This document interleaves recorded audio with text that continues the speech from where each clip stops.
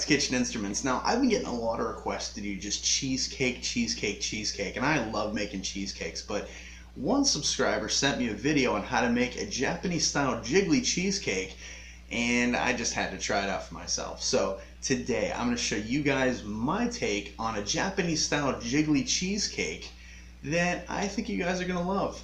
Okay, so now in terms of flavor and texture, it kind of has a rich taste, kind of like a pound cake meets a cheesecake, but the texture is kind of like an angel food cake. And this recipe was actually a lot of fun to make, but it was a little bit more complicated than my normal recipes. And by complicated, I mean you just have to do these in certain steps.